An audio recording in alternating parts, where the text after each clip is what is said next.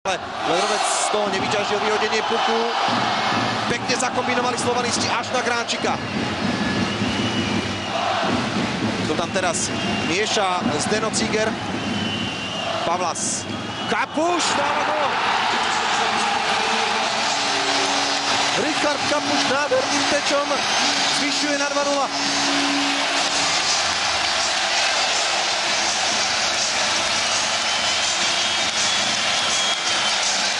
V čase 35-52. Ohlušujúci rakot Samsung Aréne.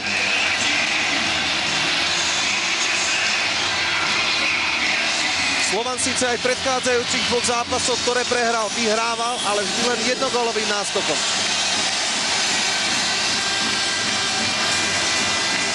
Tak dobrú prácu tam urobil Sikora, ktorý vyťahol puk. Tu je ten moment. Vybojoval.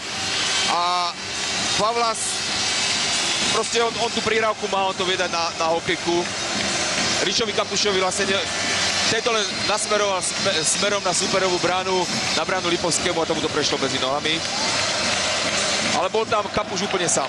Richard Kapuš si pamätá ten 5. rozhodujúci zápas pred 10 rokmi a nie len, že pamätá, on ho rozhodol v predložení víťazným gólom.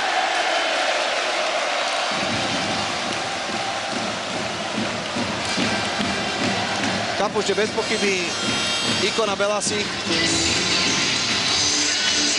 Okrem jedného má všetky tituly Slovana Bratislava. Teraz zvyšuje na 2-0 a na ťahu sú jednoznačne Košičania. Už sa dá povedať pomaly, že nemajú na čo čakať. Pomaly vrcholí druhá tretina a prehrávajú 0-2.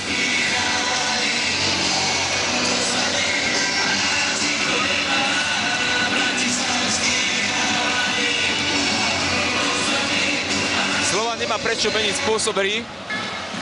Naozaj sú na ťahu Košice, aby začali viacej končulovať a aj kombinovať. A Slovan pravdepodobne bude čakať na svoje príležitosti, či už v presilovke alebo v prečíslení.